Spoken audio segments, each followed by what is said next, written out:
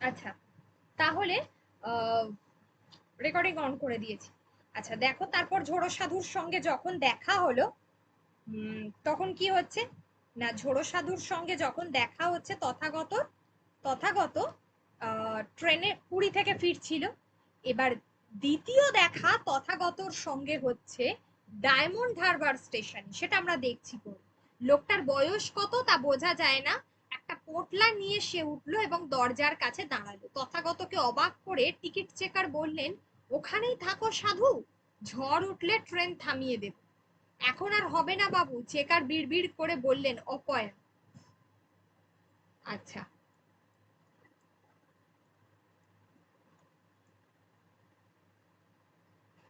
এই যে এখানে বলছে যে এখন কোথায় যাচ্ছ, একটা দ্বীপ খুঁজ,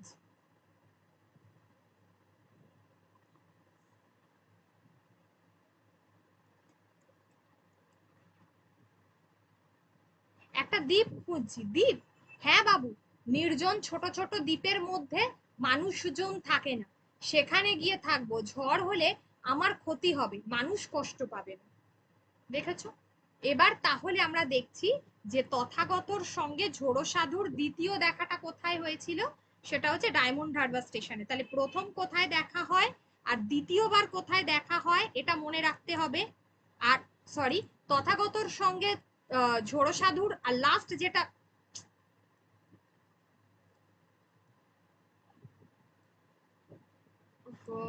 তথাগতর সঙ্গে ঝোড়ো সাধুর মোট কতবার দেখা হয়েছিল সেটা খুব গুরুত্বপূর্ণ।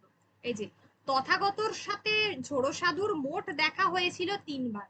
তাহলে প্রথম দেখা, দ্বিতীয় দেখা, আর মোট কতবার দেখা হয়েছিল, আর শেষবার কোথায় দেখা হয়েছিল, এই তিনটে খুব ভালো করে পড়ে রাখবে। ওর দেশ হচ্ছে ময়ূরভঞ্জে। ঠিক আছে? ঝোড়ো সাধু গল্পের শুরুতে কি বলা বলি করছিল, গল্পের সবাই শুরুতে, যেখানে চিল্কার কাছে ঝড় এবং তার প্রবল ক্ষয়ক্ষতির বিষয়ে বিভিন্ন কথা বলা বলি করছিল। চেকার ঝোড়ো সাধুকে কি বলল, কি বলে ডেকেছিল? চেকার ঝোড়ো সাধুকে অপয়া বলে ডেকেছিল। ঠিক আছে? এই যে এই লাইনটা, চেকার বিড়বিড় করে বললেন অপয়া, চেকার কি বলে ডেকেছিল? অপয়া বলে ডেকেছিল।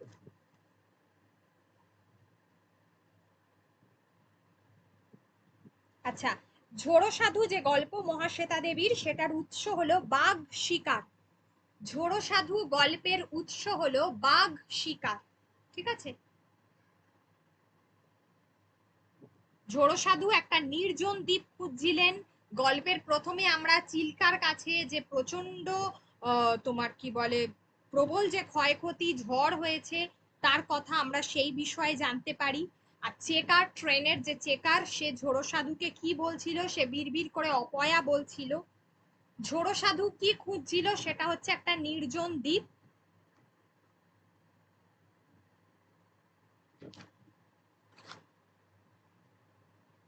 আর ঝোড়ো সাধুর সঙ্গে তাহলে কি হয়েছিল, মোট 3বার দেখা হয়েছিল। তাহলে প্রথমবার দেখা হয়েছিল কোথায়, পুরী থেকে ফেরার পথে। দ্বিতীয়বার এবার কোথায় দেখা হচ্ছে সেটা আমরা দেখব। চেকার চলে গেলে তথাগত লোকটার সঙ্গে আলাপ করেছিল। এবার কিভাবে দেখা মানে কথাবার্তা হলো সেটা দেখো। মাধ্যমিক দিয়ে ওরা কয়েকজন বন্ধু পুরীতে এক বন্ধুর মামার বাড়িতে বেড়াতে এসেছে। মানে কিভাবে তথাগত গেল পুরীতে সেইটা, ওখানে বন্ধুর মামার বাড়ি ছিল। দিন চারেক যেতে না যেতে ফিরে যেতে ইচ্ছে হলো। মায়ের খুব অসুখ, মনে দুশ্চিন্তা নিয়ে যাচ্ছে, ফলে ট্রেনে ঘুম হচ্ছে না। এই অবস্থায় তো ওই ঝোড়ো সাধুর সাথে দেখা হলো। ওর দেশ হচ্ছে ময়ূরভঞ্জে, বাংলাও ভালোই জানে। নৌকো তৈরি ছিল ওর কাজ। তাহলে ওর কাজ কি ছিল, ওর দেশ কোথায় ছিল সেটা গুরুত্বপূর্ণ, দাগ দিয়ে রাখবে এই জায়গাগুলো। সেখানে ও খবর পায় এক বুড়ো জেলের, যাকে সবাই ভয় করত। সে নাকি ঝড় তুলতে পারত। জল, ঝড়ের দানোরা ছিল ওর বশ। দানব, দানব মানে কি, দানবের কথা বলা হয়েছে। ঠিক আছে? এখানে দানব মিন্স ওই দানবের কথা বলা হয়েছে ঝড়ে, মানে তারাও তাদেরকে ওরা ও বশ করতে পারে। এমন একটা কথা শুনে ওর পেছন পেছন ঘুরতে থাকে। লোকটা বলেছিল, না না, এ বিদ্যে শেখাবো না, ঝড় তুলতে শিখলে ঝড় থামাতেও শিখতে হবে। ওটা না শিখলে দানোরা তোমার সঙ্গে ফিরবে, আর তুমি যেখানে যাবে সেখানে ঝড় উঠবে নিদারুণ। তার মানে এক প্রকার এই মন্ত্রতন্ত্র এইসব ব্যাপার ঝোড়ো সাধু জানতো, ঠিক আছে? এক প্রকার এই যে মন্ত্রতন্ত্রর কথা বলা হচ্ছে সেইগুলো জানতো।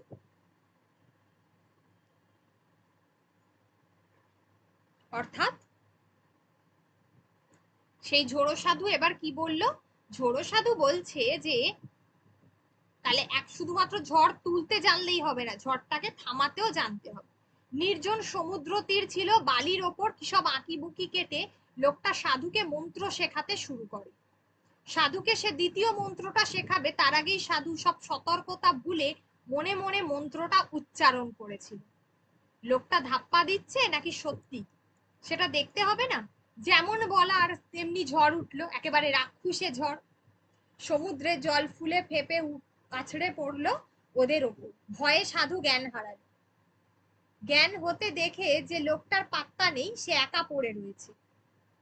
এসব কথা জানাজানি হলে আশেপাশের লোকজন ওকে মেরে ফেলতো বোধ হয়। সাধু ওখান থেকে পালালো, আর সাধু বলল সেই থেকে যারা জানে তারা আমাকে ঝোড়ো সাধু বলে। ঠিক আছে, মানে ঝড় ওঠাবার মন্ত্রটাও জেনেছিল, ঝড় মানে আর কি কি বলবো থামানোর মন্ত্রটা সে জানতে পারে। এই চেকার বাবু জানবে। আমি ট্রেনে যাচ্ছিলাম, ঝড় উঠে ট্রেন থামাতে হয়েছিল। কত জায়গায় কত সর্বনাশ হচ্ছে বাবু। আমার কোনো ক্ষতি দানোরা করে না। তুমি দ্বীপ খুঁজে বেড়াচ্ছ? হ্যাঁ বাবু, এমন জায়গায় যেতে চাই যেখানে কোনো মানুষজন থাকে না, সেখানে পড়ে থাকবো। যাকগে, তো এইভাবে সেই জায়গার তো হদিস চাইলো ওই ট্রেনের চেকারের কাছে। তো বলছে বুড়োরাই বলতে পারে না, তুমি তো ছেলে মানুষ, কোথায় যে যাই, ঝড় আসছে তা তুমি বোঝো? হ্যাঁ বাবু, শরীর অস্থির করে তো। তোমার কেউ নেই? মানে ওকে জিজ্ঞাসা করছে। আছে তো, তাদের কাছে যেতে ইচ্ছে করে আবার ভয় করে। ক্যানিং এ আমার দাদা থাকে। এই যে সেকেন্ড পার্টটা যেটা আমরা দেখছি, যে তথাগতর সঙ্গে যখন ঝোড়ো সাধুর দ্বিতীয়বার দেখা হচ্ছে। ঝোড়ো সাধুর যখন দ্বিতীয়বার দেখা হচ্ছে সেটা কোথায় হচ্ছে? এইবার দেখো ক্যানিং এর গল্প আমরা যেটা বললাম তোমাদেরকে, যে ডায়মন্ড হারবারে দেখা হয়েছিল, কিভাবে ডায়মন্ড হারবারের তোমার কি বলে প্রসঙ্গটা এলো কিভাবে।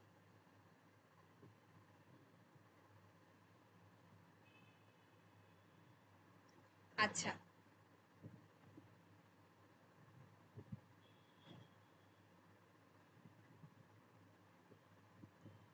এবার হলো যে বলছে এবার কি হবে?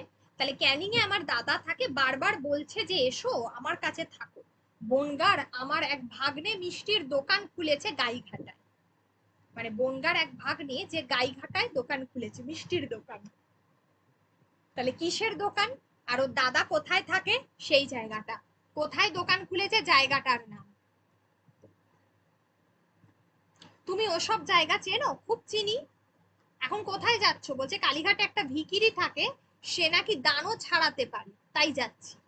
ভেবে দেখো, হাওড়া পৌঁছে লোকটা টুক করে ভিড়ের মধ্যে হারিয়ে গিয়েছিল, তথাগত ক্রমে ওর কথা ভুলে গেল। আচ্ছা, এবার ও বলছে যে 1982 সালে সুন্দরবনে একটা প্রচন্ড ঝড়ের কথা সম্ভবত তোমরা ভুলে গেছো। তো এই ঝোড়ো সাধু দাবি করছে যে সেই ঝড়টা নাকি ওরই হচ্ছে, ওই নাকি তৈরি করেছে সুন্দরবনের সেই ঝড়টা। সেই সময় তথাগত ডায়মন্ড হারবার শহরে বসেছিল। মা গিয়েছিলেন মামা বাড়ি ডায়মন্ড হারবার, তাকে আনতে গিয়েছিল তথাগত। মামা বাড়ির আবদার খাবে, সজনে খালি বকখালি বেড়াবে, এমন কত পরিকল্পনা সবই ভেস্তে গেল। মামা, আচ্ছা তথাগতর মামাকে? তথাগতর মামা হচ্ছে মৎস্য উন্নয়ন বিভাগে বড় দরের অফিসার। এই যে এই লাইনটা দাগ দাও। এক, তথাগত কেন মানে কোথায় কেন ডায়মন্ড হারবার গিয়েছিল? সেখানে তার মামার বাড়ি। মামার বাড়ি গিয়ে সে কোন কোন জায়গা যাবে সেটা সজনেখালি বকখালি। আর তার মামা হচ্ছে মৎস্য উন্নয়ন দপ্তরের একজন বড় অফিসার। তিনি তার দপ্তরের নৌকো লঞ্চ সবকিছু নিয়ে ব্যস্ত হয়ে পড়লেন ছোটাছুটিতে। ডায়মন্ড হারবার স্টেশনেই একটা লোক অত্যন্ত বিষণ্ণ মুখে মাথায় হাত দিয়ে বসেছিল। তাকে দেখেই তথাগত চমকে উঠল। সেই যে সেই ঝোড়ো সাধুর সঙ্গে আবার তার দেখা। সেই কাঁচা পাকা কোকড়া চুল, গলায় তুলসী মালা, চোখে সেই করুণ চাহনি। তুমি এখানে? তখন বললো তুমি তো সেই বাবু যে রাতে রেলগাড়িতে দেখা হয়েছিল, মানে তথাগতর সঙ্গে একটা কথোপকথন চলছে। দাদার অসুখ শুনে দেখতে গেলাম, তা সকলকে সর্বনাশ করে এলাম, আমাকে ঠেলা দিয়ে রেলগাড়ির নিচে ফেলে দিতে পারো? এ কথা বলে ও কাঁদতে লাগলো। ঝোড়োসাদ তথাগত বলল তুমি কলকাতায় আমাদের বাড়ি এসো, আমি তোমাকে এক জায়গায় নিয়ে যাব। তো বললো কোথায় খোকা বাবু, মানে ঝোড়োসাধু বলছে।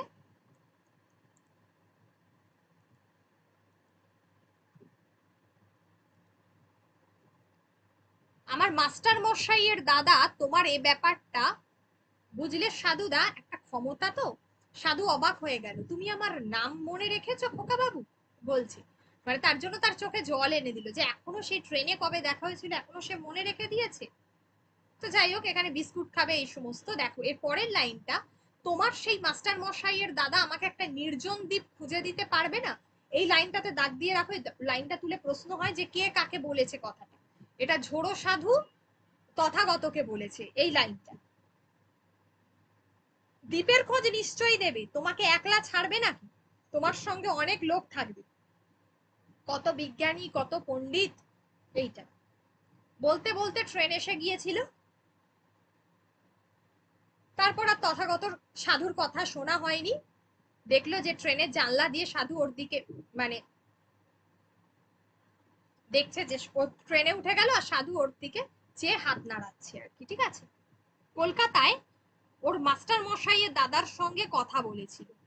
ভূমিকম্প বিষয়ে বিশেষজ্ঞ ডক্টর দেবেন্দু রায়ের নাম কে না জানে। তাহলে ওর মাস্টার মশাইয়ের দাদা হচ্ছে ভূমিকম্প বিশেষজ্ঞ, যে হচ্ছে ডক্টর দেবেন্দু রায়। তাহলে এই জায়গাটা দাগ দিয়ে রাখো যে ডক্টর দেবেন্দু রায় তিনি কে ছিলেন, আর ওর মামা কোথায় চাকরি করতো, এই জায়গাগুলো। ঝোড়ো সাধু কোথায় বসবাস করত, ঝোড়ো সাধুর পূর্বের পেশা কি ছিল, তারপর কাজের সূত্রে ঝোড়ো সাধু কোথায় গিয়ে উপস্থিত হলো, ওড়িশা এবং মেদিনীপুরের মাঝখানে একটা অঞ্চলে, তাই তো এই জায়গাটা।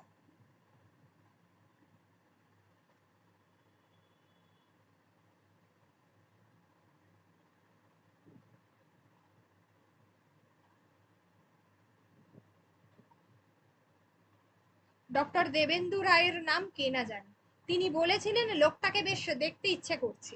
অবশ্য মনে হচ্ছে ওর উপস্থিত থাকা আর ঝড় ওঠার ব্যাপারটা নেহাত অস্বাভাবিক যোগাযোগ।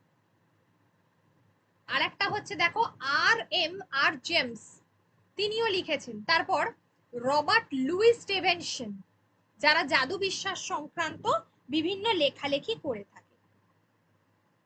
আর এই গল্পের নাম ঝোড়ো সাধু কেন হয়েছিল, কারণ ওই যে সাধু সে ঝড় তুলতে পারতো, ওই কারণেই গল্পের নাম হয়েছিল ঝোড়ো সাধু। আর ঝোড়ো সাধু কোন সুন্দরবন অঞ্চলে, 1982 সালের ঝড় যে এসেছিল সেটা ঝোড়ো সাধুরই সৃষ্টি করা, এটা বলে দাবি করেছিল। ঠিক আছে, তাহলে দেবেন্দু রায়কে আর ওনার কথা, আর একটা হচ্ছে ওই যে স্টিভেনসন, এই জায়গাগুলোর কথা, তো এগুলো কিন্তু ভালো করে খেয়াল রাখবে। আচ্ছা, এবার দেখো এইগুলো। অবশেষে দক্ষিণ কলকাতার বিবেকানন্দ পার্কে সন্ধেবেলা সবাই এসেছিল, সাধু কিন্তু এসেছিল, ও কোনো বাড়িতে আসতে রাজি হয়নি। তাহলে লাস্ট দেখা হলো দক্ষিণ কলকাতার বিবেকানন্দ পার্কে। দেবেন্দু রায়, আচ্ছা দেবেন্দু রায়কে আমরা আগেই জেনে গেছি যে দেবেন্দু রায় হচ্ছে কি ছিল, কি ছিল দেবেন্দু রায়, ভূমিকম্প বিশেষজ্ঞ, তাই তো। আর তারপরে দেখো, মেঘ বিশেষজ্ঞ হচ্ছে চিন্তামণি নরসিংহ, আর আবহাওয়া বিশারদ হচ্ছে ডক্টর মণিময় দত্ত। কলকাতাকে তুচ্ছ ভেবো না, এই লাইনটা দাগ দিয়ে রাখো পুরো, কোনটা কে গুলিয়ে যেন না যায়, প্রশ্ন আসবে এগুলো থেকে। এই যে দেবেন্দ্র, এই যে হ্যাঁ, দেবেন্দু রায়, মেঘ বিশেষজ্ঞ চিন্তামণি নরসিংহ, আর আবহাওয়া বিশারদ হচ্ছে ডক্টর মণিময় দত্ত, এই লাইনটা।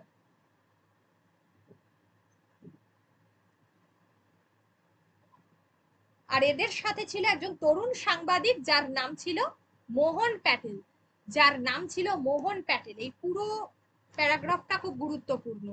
তাহলে এই প্যারাগ্রাফটা খুব গুরুত্বপূর্ণ। লাস্ট বার কোথায় দেখা হচ্ছে, জোড়ো সাধু কোনো বাড়িতে কোথাও দেখা করতে চাইছে না, ঠিক আছে, সে দেখা করতে চাইছে দক্ষিণ কলকাতার বিবেকানন্দ পার্কে।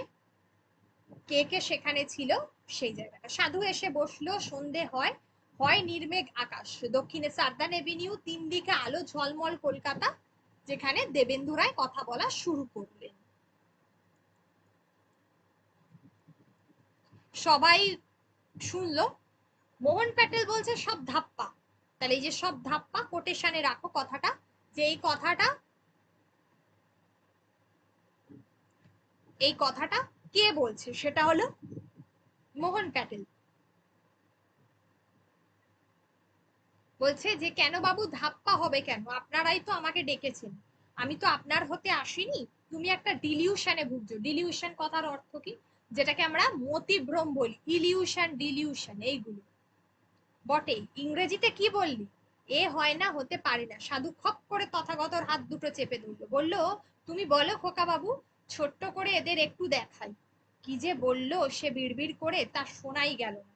যা ঘটলো তা তথাগত জীবনে ভুলবে না। কি হলো না, প্রচন্ড ঝড়ে গাছপালা সব দুলে উঠলো, আর বাতাসের ধাক্কায় মানুষগুলো মাটিতে পড়ে গড়াগড়ি খেতে লাগলো। ঝড়টা পার্ক ছাড়িয়ে লেকের গাছপালা দুলিয়ে দক্ষিণে দৌড় মারল। তারপর সব শান্ত। তথাগত শুধু বলল থেমে গেল। আচ্ছা, থেমে গেল এই লাইনটা গুরুত্বপূর্ণ। কি থেমে গেল, সেটা হচ্ছে ঝড়।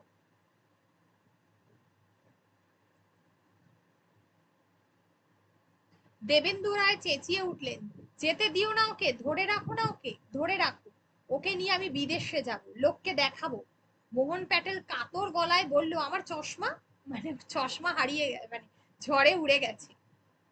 সাধু দাঁড়ালো না, চলে গেল হন হন করে, সেই শেষ। সাধুকে আর দেখেনি তথাগত। তবে গাইঘাটার ঝড়ের কথা তো তোমরা জানো, কি কাণ্ড হয়ে গেল সেখানে, কত লোক মারা পড়ল। গাইঘাটা ঘুরে এসে মোহন প্যাটেল একটি ছবি দেখিয়েছিল তথাগতকে। গাছ বুকে নিয়ে একটি লোক মরে পড়ে আছে, মুখটা একেবারে প্রশান্ত, যেন হাসি হাসি। চিনতে পারো, মানে এটাই হচ্ছে, কে বলতো মারা গেছে, কে, ঝোড়ো সাধুর কথা বলছে, তাই তো। ওখানে ওর কে যেন থাকতো, ও মুখটা দেখেছো? দেখলাম, মনে আছে সেই যে বনগায় একটা তোমার কি বলে, বনগা থেকে মিষ্টির দোকান খুলেছিল। হাসছে কেন? তথাগত হাসি নিয়ে মনের বেদনা ঢেকে আসতে বলল, ও মুক্তি পেয়ে গেছে তাই হাসছে। হলো, মানে লাস্টে ঝোড়ো সাধু গল্পটার মধ্যে মারা গেল। ওকে,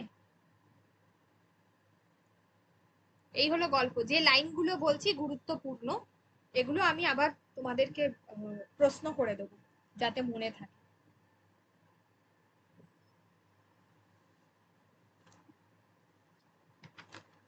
যাতে মনে থাকে প্রশ্ন করে দেবো, চিন্তা নেই। এর পরেরটাও খুব গুরুত্বপূর্ণ, ওটাও পড়িয়ে দেবো আজকে, পথে প্রবাসে। ঝোড়ো সাধুটা তবু বুঝতে পারবে। আচ্ছা, আশা করছি যে ঘটনাগুলো আর নিয়ে কোনো অসুবিধা হবে না। নামগুলো মনে রাখবে ভালো করে প্রত্যেকে। আর হলো এই দেখো,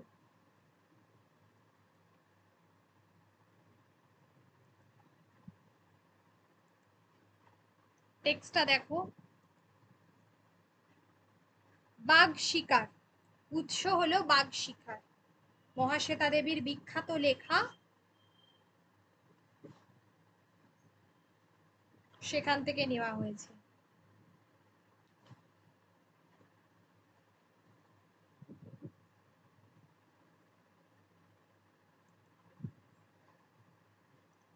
আচ্ছা, জন্মসাল 1926, মনে রাখবে। আচ্ছা, আর হলো,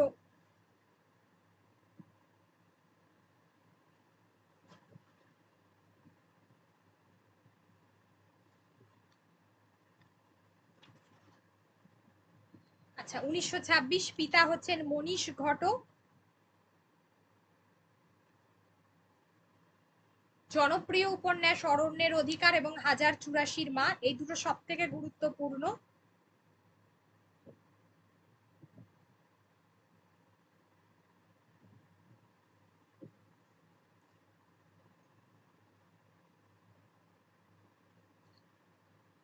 উৎস হলো বাঘ শিকার। ঠিক আছে, এখানে আমি গল্পটার বিষয় সংক্ষেপটা বলেছি, যেটাই তোমাদেরকে বললাম। জোড়সাধু রচনাংশটি মহাশ্বেতা দেবীর লেখা। ওনার পিতার নাম যুবনাশ্য, কার ছদ্মনাম? পিতা মনীষ ঘটক। যুবনাশ্য, আচ্ছা, মনীষ ঘটকের ছদ্মনাম, ওনার বাবার ছদ্মনাম ছিল মনীষ ঘটক। এই যুবনাশ্য আর কি মনীষ ঘটকের ছদ্মনাম। ঝোড়সাধু গল্পের নায়ক হচ্ছে তথাগত। ঝোড়সাধুকে তথাগত প্রথম কোথায় দেখেছিল? ট্রেনের কামরায়, পুরী থেকে, মনে থাকে যেন। সেকেন্ড টাইম দেখেছিল ডায়মন্ড হারবারে,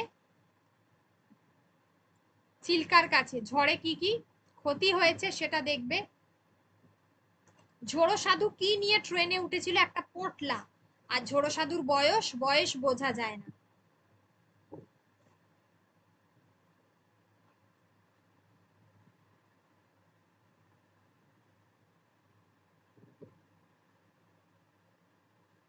আবহাওয়া বিশারদ জাদু বিশ্বাস নিয়ে কে গল্প লিখেছেন?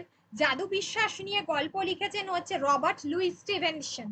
গল্পটার মধ্যে ওই লাইনটা দাগ দিয়ে রাখো, রবার্ট লুই স্টিভেনসন যিনি জাদু বিশ্বাস নিয়ে গল্প লিখেছেন। আর আবহাওয়া বিশারদ কে ছিল? আবহাওয়া বিশারদ ছিল ডক্টর মণিময় দত্ত। আর মোহন প্যাটেল ছিল একজন সাংবাদিক।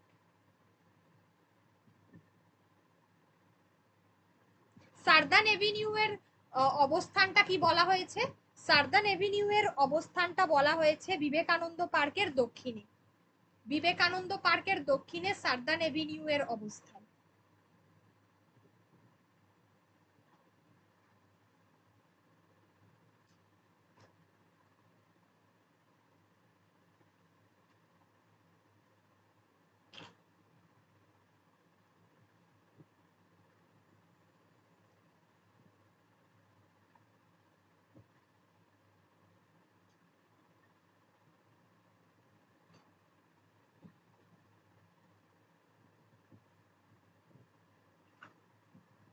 কোন ঘটনা তথাগত ভুলতে পারেনি? সেই সাধুর ঝড় তোলার ঘটনাটা। ঠিক আছে, ব্যাস। আর ভূমিকম্প বিশেষজ্ঞ হচ্ছে দেবেন্দু রায়। আর জাদু বিশ্বাস যে গল্প লিখেছিল একজন তো স্টিভেনসন, আর অন্যজন হচ্ছে আর এম আর জেমস। আর এম আর জেমস। ঠিক আছে, চলো এবার নেক্সট হচ্ছে পথে প্রবাসী, দ্য মোস্ট ইম্পর্টেন্ট, প্রচুর ইনফরমেশন আছে। অন্নদাস শঙ্কর রায়ের বিখ্যাত প্রবন্ধ থেকে নেওয়া। অন্নদাস শঙ্কর রায়ের বিখ্যাত প্রবন্ধ থেকে নেওয়া পথে প্রবাসী। ঠিক আছে, অন্নদাস শঙ্কর রায়ের জন্ম হচ্ছে 1904, মৃত্যু হচ্ছে 2002। জন্ম হচ্ছে 1904, মৃত্যু হচ্ছে 2002। আচ্ছা, এটা আমাকে বলো যে মহাশ্বেতা দেবী তোমাদের কথা বাংলা সাহিত্যের ইতিহাসে আছে না মহাশ্বেতা দেবী?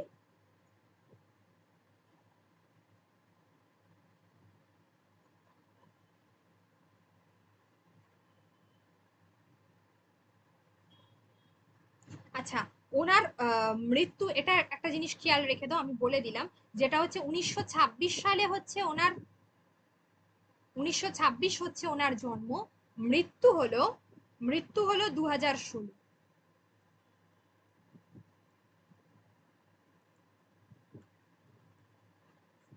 মৃত্যু হচ্ছে 2016। জন্ম ছিল বাংলাদেশের ঢাকায়, মৃত্যু হচ্ছে কলকাতা 2016 28শে জুলাই। ঠিক আছে, এটা খেয়াল রেখে দিই, 28 জুলাই।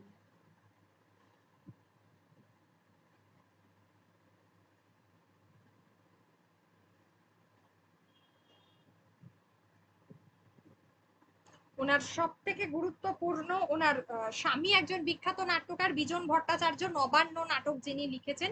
নবারুণ ভট্টাচার্য ওনার পুত্র, যিনিও তোমাদের বোধহয় নবারুণ ভট্টাচার্যর একটা অনুবাদ সাহিত্য আছে। নবারুণ ভট্টাচার্য ওনার বিখ্যাত লেখা আর কি। ঠিক আছে, গণনাট্য আন্দোলনের সঙ্গে যুক্ত ছিলেন। প্লাস ওনার সব থেকে গুরুত্বপূর্ণ যে তিনটে রচনা, যার মধ্যে একটা হচ্ছে হাজার চুরাশির মা, একটা হচ্ছে অরণ্যের অধিকার, এবং একটা হচ্ছে তিতুমির। হাজার চুরাশির মা, অরণ্যের অধিকার। অরণ্যের অধিকার উপন্যাসটির জন্য তিনি 1979 সাল, 1979 অরণ্যের অধিকার উপন্যাসের জন্য তিনি সাহিত্য একাডেমি পুরস্কার পান।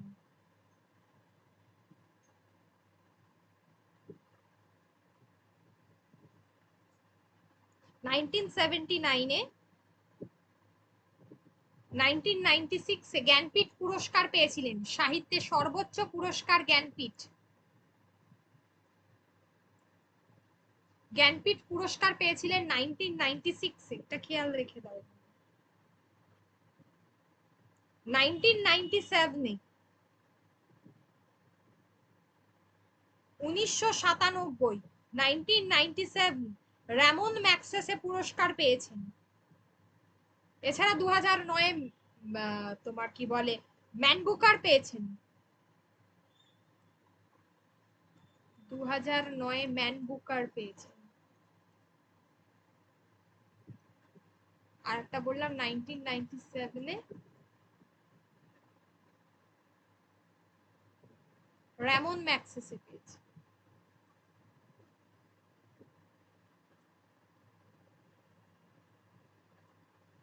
এটা হলো ওনার সমস্ত গুরুত্বপূর্ণ লেখাগুলোর জন্য পুরস্কার।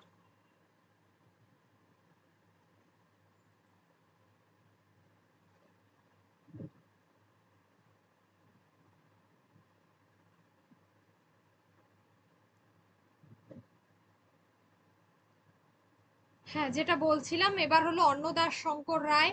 অন্নদা যারা পিএসসির পরীক্ষাটা দিচ্ছে, অন্নদাস শঙ্কর রায়ের প্রথম 5টা প্রবন্ধ আছে। জন্ম 1904, মৃত্যু 2002, তাদেরকে পড়তে হবে অন্নদাস শঙ্কর রায়ের প্রবন্ধ। ছদ্মনাম ছিল লীলাময় রায়। তিনি তার এই উৎসটা হলো পথে প্রবাসে, তার বিখ্যাত প্রবন্ধ পথে প্রবাসের অন্তর্গত। আর বিচিত্রা পত্রিকায় প্রথম এটা প্রকাশিত হয়। প্রথম প্রকাশ ছিল 1931 সাল। উৎসর্গ করেছিলেন শ্রী সরলা দেবী।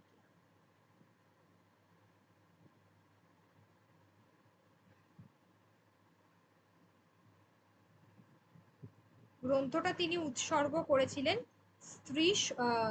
শ্রী সরলা দেবী। ঠিক আছে, পথে প্রবাসী।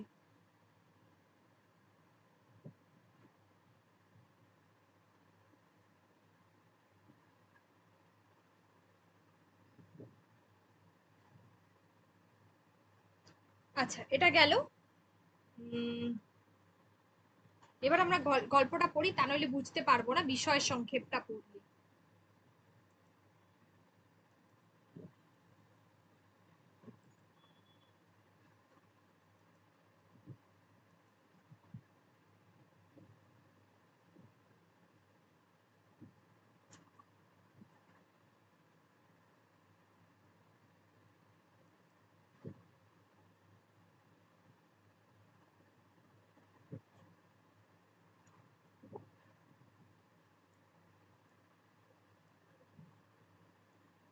অন্নদাস শঙ্কর রায়ের সময়কালটা তাহলে পড়বে, ভালো করে বলে দিলাম। দেখো বলছি, ভারতবর্ষের মাটির ওপর থেকে শেষবারের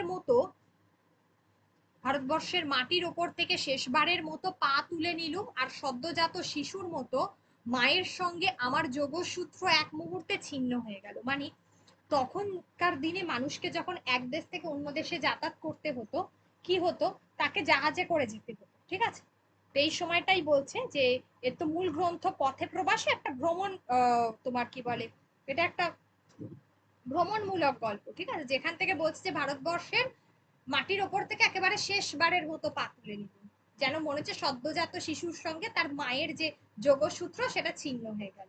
একটি পদক্ষেপে যখন সমগ্র ভারতবর্ষের কক্ষচ্যুত হয়ে অনন্ত শূন্যে পা বাড়ালুম, তখন যেখান থেকে পা তুলে নিলুম সেই পদ পরিমাণ ভূমি যেন আমাকে গোটা ভারতবর্ষেরই স্পর্শ বিরহ অনুভব করিয়ে দিচ্ছে। এই লাইনটা জাস্ট একটা কবির ভারতবর্ষের প্রতি যে তার ভালোবাসা ব্যক্ত হয়েছে, নিজের দেশের প্রতি, নিজের মাতৃভূমির প্রতি তার যে ভালোবাসা। আমরা জানি এটা আমাদের সকলের, আমরা যতই বিদেশে যাই না কেন, যখনই আমাদের নিজেদের ভাষার প্রতি, নিজেদের সংস্কৃতির প্রতি কিন্তু একটা অদ্ভুত টান থাকে। ঠিক আছে, সেটা আমরা এখানে থেকে বুঝতে পারবো না যদি আমরা দীর্ঘদিন কোনো দেশের বাইরে গিয়ে থাকি তখন কিন্তু আমরা নিজেদের দেশের কথা আমাদের মনে পড়বে। এটা এইভাবে থাকলে বোঝা যায় না। নেক্সট দেখো, প্রিয়জনের আঙুলের ডগাটুকুর স্পর্শ যেমন প্রিয়জনের সকল দেহের সম্পূর্ণ স্পর্শ অনুভব করিয়ে দেয়, এও যেন তেমনি। ঠিক আছে,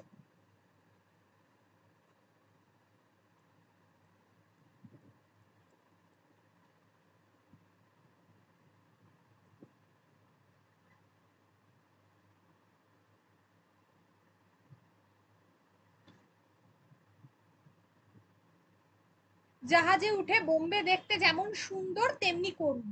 এত বড় ভারতবর্ষ এসে এতটুকু নগর প্রান্তে ঠেকেছে, আর কয়েক মুহূর্তে ওটুকুও স্বপ্ন হবে।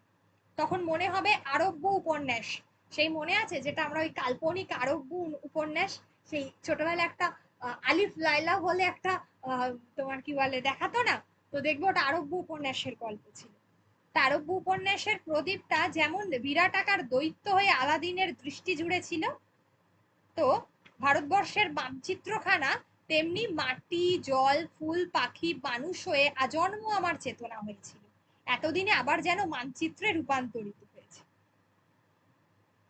আচ্ছা, এখানে জাহাজে ওঠার সময় গোটা ভারতবর্ষের প্রতি তার কি জন্মেছিল সেটা গুরুত্বপূর্ণ। ভারতবর্ষে ওঠার সময় এই যে কি হয়েছিল না, প্রিয়জনের সকল দেহের মানে স্পর্শ বিরহ, গোটা ভারতবর্ষেরই স্পর্শ বিরহ তিনি অনুভব করছিলেন।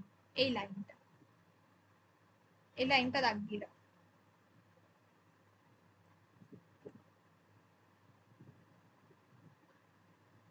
জাহাজে উঠে বোম্বে দেখতে কেমন সেটাও দেখবে করুণ আর সুন্দর।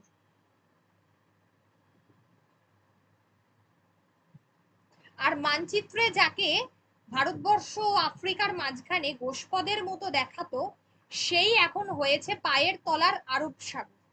পূর্ব, পশ্চিম, উত্তর, দক্ষিণ কোনো দিকে চক্ষু তার অবধি পায় না। ঢেউগুলো তার অনুচর হয়ে আমাদের জাহাজখানাকে যেন গলা ধাক্কা দিতে দিতে তার চৌকাঠ পার করে দিতে চলেছে। আচ্ছা, এখানে একটা ঋতুর নাম বলা হয়েছে, ঋতুটা পড়বে, সেটা বর্ষা ঋতু। মানচিত্রে ভারতবর্ষ আর আফ্রিকার মাঝে গোষ্পদের মতো দেখাতো কাকে, সেটা হচ্ছে তোমার, কাকে দেখাতো সেটা, সেটা হচ্ছে তোমার আরব সাগরকে। ভারতবর্ষ আর আফ্রিকার মাঝখানে তাহলে কোন শহর রয়েছে, এই কোন সাগর রয়েছে, সেটা হলো আরব সাগর। ভারতবর্ষ আর আফ্রিকার মাঝে কে রয়েছে তাহলে, সেটা হচ্ছে তোমার আরব সাগর।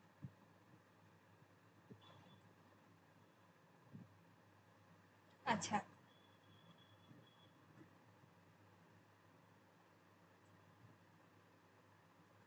এবার হলো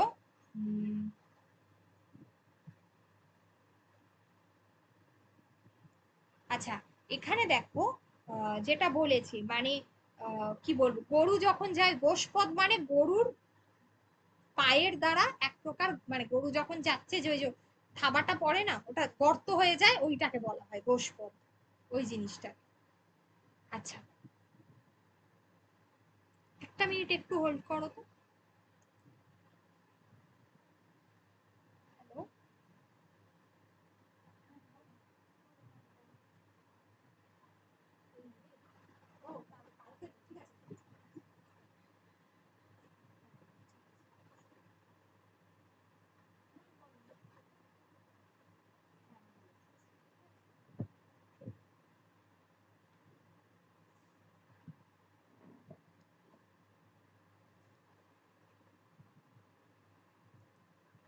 আচ্ছা দেখ,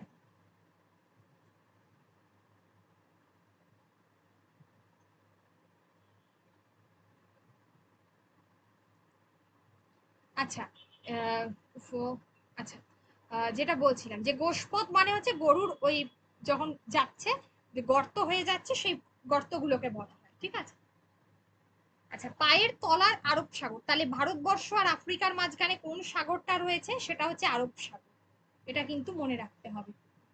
আচ্ছা, ঋতুটার নাম হচ্ছে বর্ষা ঋতু, সেটা মনে রাখবে। এখানে আর তেমন কিছু দেখার নেই।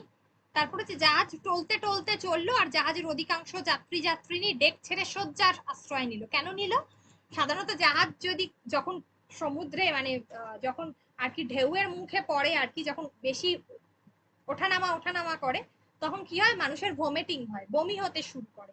মানে চতুর্দিকে এই যে সারা শরীরটা দুলছে না, এই কারণে আমাদের এই কারণে কি হয়, ওই জন্য কি হলো, সবাই ডেক ছেড়ে, ডেক মানে সবাই তো বাইরে দেখে সাধারণত, এবার তখন আর মানুষ সহ্য করতে পারে না, সকলেরই ওই বমি হয়, তখন মানুষ আস্তে আস্তে ওটা খুব বেশি মাত্রায় হয়ে যায় এবং সবাই গিয়ে শুয়ে পড়ে, যা হয় অসুস্থ হয়ে যায়।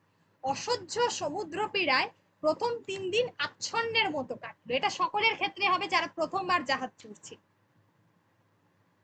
কারুর সঙ্গে দেখা হবার ছিল না, প্রত্যেকেই নিজে নিজের কেবিনে শয্যাশায়ী।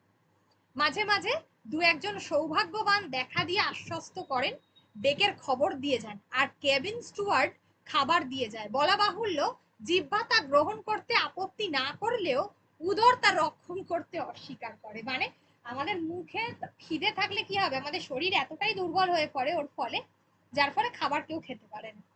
কেবিনে পড়ে পড়ে বমনে, ওই যে বমি হওয়াতে, ও উপবাসে দিনের পর দিন, রাতের পর রাত, রাতের পর রাত দিন আর কি, এমন দুঃখে কাটে যে কেউ বা ভাবে যে মরণ হলেই বাঁচি, কেউ বা ভাবে যে মরতে আর দেরি নেই। এই লাইনটা, সমুদ্র পীড়া যে কি দুঃসহ তা ভুক্তভোগী ছাড়া অপর কেউ ধারণা করতে পারে না, এটা লেখক বলছেন।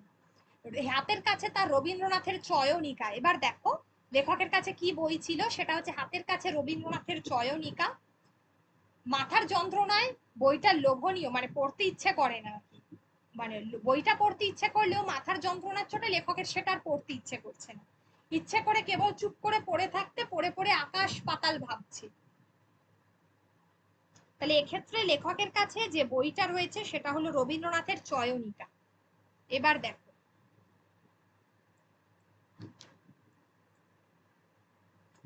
এবার দেখো এই জায়গাটা তাকে স্মরণ করিয়ে দেওয়া হলো যে এডেন থেকে দেশে ফিরে যেতে চাইলেও উঠের পিঠে চড়ে মরুভূমি পেরিয়ে পারস্যের ভিতর দিয়ে ফেরবার যখন উপায় নেই, তখন ফিরতে হবে সমুদ্র পথে। তার মানে কেউ সংকল্প করে ফেললো যে এডেনে নেমেই দেশে ফিরে যাবেন, মানে তারা আর এই সমুদ্র যাত্রা দুর্ভোগ সইতে পারবে না। কিন্তু এইভাবে যাওয়া যায় না, কারণ তাদেরকে সমুদ্র পথেই ফিরতে হবে, ওইখানে যাওয়া যায় না। আমরা অনেকেই কিন্তু ঠিক করে ফেললু মার্সেলসে নেমে প্যারিসের পথে লন্ডন যাব, মানে মার্সেলসে নেমে পড়বে সবাই, গিয়ে প্যারিস হয়ে মানে স্থলপথে বা লন্ডন যাবে। আরব সাগরের পরে যখন লোহিত সাগর, ভেবে দেখো, আমরা আমাদের দেশের মধ্যে কি পাচ্ছি, প্রথমে আরব সাগর পাচ্ছি। বি কেয়ারফুল, এই লাইনটা গুরুত্বপূর্ণ। প্রথমে আমরা আরব সাগর পাচ্ছি আমাদের দেশে, যখন আমরা আমাদের দেশের সীমানা বর্ডার ক্রস করে যাচ্ছি তখন লোহিত সাগর পড়ছি। লোহিত সাগরে, যেটাকে আমরা রেড সি বলি, তখন আমাদের সমুদ্র পীড়া বাসি হয়ে গেছে, মানে আমরা মোটামুটি এই ব্যাপারটাকে অ্যাবজর্ব করে ফেলেছি। আফ্রিকা আরবের মধ্যবর্তী এই যে হৃদতুল্য সমুদ্রটি দুর্দান্ত নয়, মানে লোহিত সাগর অতটা আরবের মতো ভয়ঙ্কর নয়, জাহাজে থেকে থেকে জাহাজটার উপরেও একটা মায়া পড়ে গেছে। এই জায়গাটা দেখলে আরব সাগরের পরে তাহলে হচ্ছে লোহিত সাগর। আর এটা খেয়াল রাখবে যে ভারত আর আফ্রিকার মধ্যখানে কি অবস্থিত, আরব সাগর।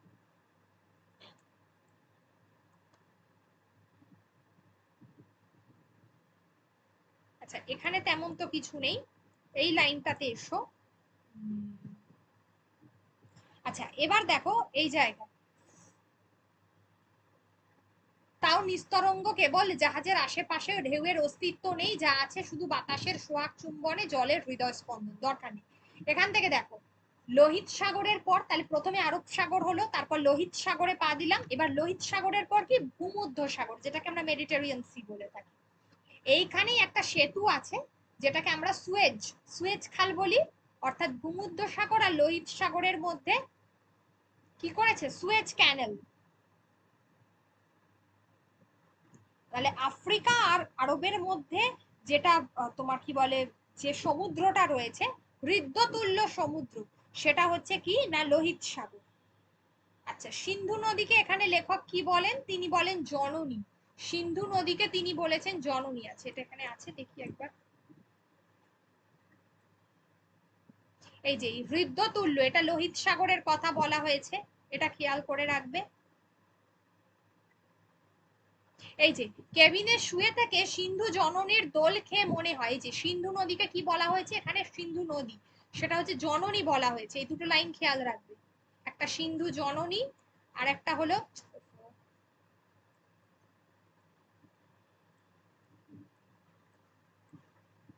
এই যে আফ্রিকা আরবের মধ্যবর্তী এই যে বৃদ্ধতুল্য সমুদ্রটি, সেটা কোনটা, সেটা হলো লোহিত সাগর। এবার লোহিত সাগরের পর ভূমধ্য সাগর। এই ভূমধ্য সাগর কি হচ্ছে, তার সঙ্গে যার লিংক রয়েছে সেটা হচ্ছে সুয়েজ খাল। লোহিতের সঙ্গে ভূমধ্য সাগরে দুজনের মধ্যে যার লিংক রয়েছে বা যুক্ত করেছে দুজনকে, সেটা হলো সুয়েজ যোজক। সুয়েজ এখানে ঘটকালি করেছে, সুয়েজ ক্যানেল যেটাকে আমরা বলে থাকি। এই লোহিতের সঙ্গে ভূমধ্য সাগরের মিলন যেন ভারতবর্ষের সঙ্গে ইউরোপের মিলন ঘটিয়েছে, এই লাইনটা গুরুত্বপূর্ণ। লোহিতের সঙ্গে ভূমধ্যের মিলন যেন ভারতের সঙ্গে ইউরোপের মিলন, এই যে এই লাইনটা।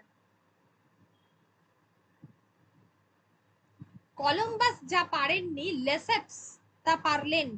কলম্বাস যা পারেননি লেসেপস তা পারলেন। এই লেসেপস কে? এই লেসেপস হচ্ছে যিনি সুয়েজ ক্যানেলটা তৈরি করেছেন। যিনি সুয়েজ ক্যানেলটা তৈরি করেছেন তার নাম হলো লেসেপস। দাগ দিয়ে রাখো। সুয়েজ ক্যানেল যেটা ভূমধ্য সাগর এবং লোহিত সাগরের মধ্যে ভূখণ্ডে অবস্থিত হ্রদগুলোকে একটা খালের দ্বারা সংযুক্ত করেছে।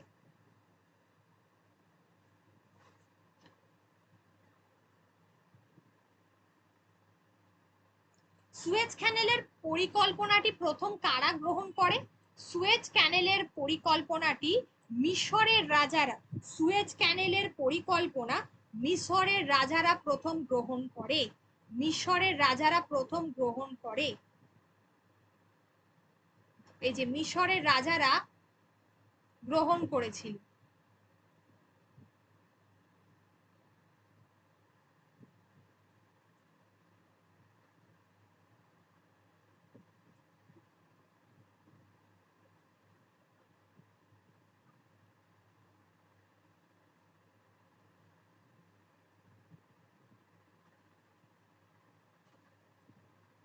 লেসেপসকে লেখক কি বিশেষণ দিয়েছেন, সেটা হলো বিশ্বকর্মা। লেসেপস যিনি একজন ফরাসি স্থপতি, যা আগেই বললাম যে লেসেপস যিনি সুয়েজ খালটাকে নির্মাণ করেছেন তিনি হলেন, তাকে বিশ্বকর্মার সঙ্গে, বিশ্বকর্মা তো আমাদের দেশে কোনো কিছু নির্মাণ কার্যর সঙ্গে তাকে দেবতা বলা হয়, তো এই লেসেপস হচ্ছে সেই যে সুয়েজ খালটা তৈরি করেছে। আমাদের দেশে যে কোনো একটা ছোট নদীর মতোই অপ্রশস্ত এই সুয়েজ ক্যানেল। সুয়েজ ক্যানেল তৈরি করতে কত সময় লেগেছিল, এই যে দেখো এখানে বলেছে যে কিন্তু সেটা কার্যে পরিণত হতে হতে গত শতাব্দীর 2/3 অতিবাহিত হয়ে গেল, এই লাইনটা। অর্থাৎ গত শতাব্দীর 2/3 কাল সময় চলে গেছিল, মানে বিংশ শতাব্দী। এটা তো একবিংশ শতাব্দীতে গল্পটা মানে করা, তো এটা হচ্ছে তোমার বিংশ শতাব্দী হবে, গল্পটা বিংশ শতাব্দীতে লেখা, এটা লিখে রেখো, বিংশ শতাব্দীর 2/3। আমি এখানে লিখতে পাচ্ছি না, তোমরা লিখে রেখো, আমি তোমাদের প্রশ্নগুলো প্রশ্ন উত্তর করে দিয়ে দেব।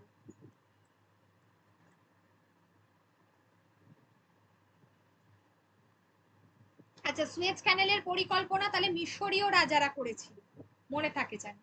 এখানে এবার দেখো পরের প্যারাটা বাদ দিয়ে, আচ্ছা এখানে একটা দেখো, ওই যে এই পাহাড়গুলোতে যেন জাদু আছে, দেখলে মনে হয় যেন কোনো কিউবিস্ট এদের আপন খেয়াল মতো জ্যামিতিক আকার দিয়েছে আর এক একটা পাহাড়কে এক একটা পাথর খুঁদে গড়েছে। কিউবিস্ট।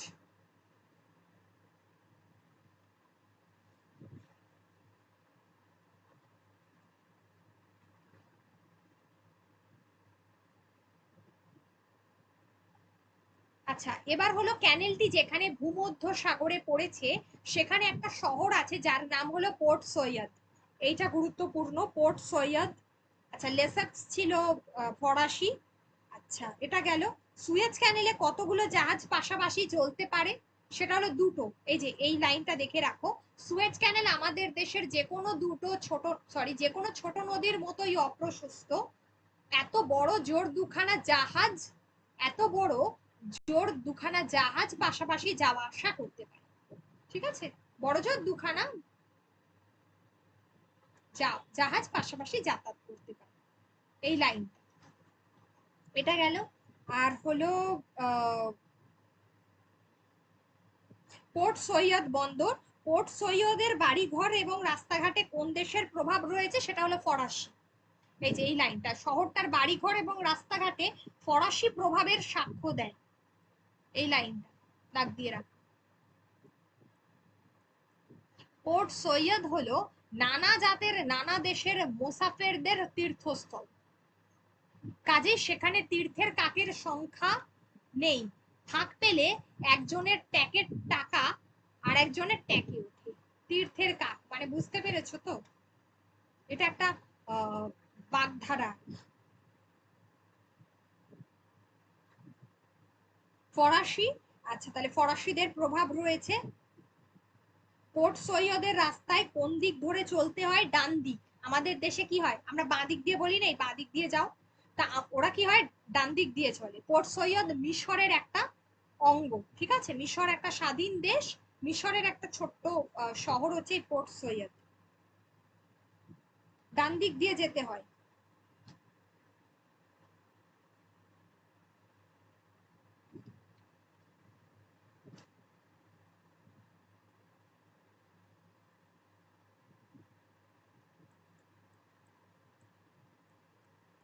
আচ্ছা, এবার পোর্ট সৈয়দ ছেড়ে আমরা ভূমধ্য সাগরে পড়লুম। পোর্ট সৈয়দ ছেড়ে ওরা কি করলো, ভূমধ্য সাগরে। ভূমধ্য সাগরের অনেক সুনাম আছে। এই যে দেখো এখানে একটা তোমার কি বলে, একটা প্রবাদ ব্যবহার করা হয়েছে, একটা ইংরেজি প্রবাদ, যে আমরা বলি না সততা হচ্ছে একটা মহৎ গুণ, the honesty is the best policy. এই যে এই প্রবাদ বাক্যটা কিন্তু শেষ পর্যন্ত ভদ্রতা রক্ষা করলেন না, আরেকবার করে কেউ কেউ শয্যাশায়ী হলো, অধিকাংশকে মার্সেলসে নামতে হলো। এবার আমরা যেটা বলছিলাম, দেখো লেখকরা প্রথমেই বলেছিল যে মার্সেলসে নামবার কথা, যেখান থেকে প্যারিস হয়ে তারা স্থলপথ ধরে লন্ডনে যাবে। তো পোর্ট সৈয়দ থেকে মার্সেলস পর্যন্ত জল ছাড়া ও দুটি দৃশ্য ছাড়া দেখবার আর কিছুই নেই। প্রথমটি ইটালি এবং সিসিলির মাঝখানে মেসিনা প্রণালী দিয়ে যাবার সময় দুই ধারের পাহাড়ের সারি। এই যে জল ছাড়া যেটা বলছে মার্সেলস পর্যন্ত, এটা যেটা হচ্ছে ইটালি এবং সিসিলির মধ্যে অবস্থিত। আর দ্বিতীয়টা স্ট্রম্বলি আগ্নেয়গিরির কাছ থেকে যাওয়ার সময় পাহাড়ের বুকে যেন রাবণের চিতা। বুঝতে পেরেছো, মানে ওই কোন এক দাবানলের মতো আগুন জ্বলছে, এই রকম একটা দৃশ্য। এই দুটো দৃশ্য আহ গুরুত্বপূর্ণ, দাগ দিয়ে রাখো, এই গোটা দুটো দৃশ্যতে দাগ দিয়ে রাখো।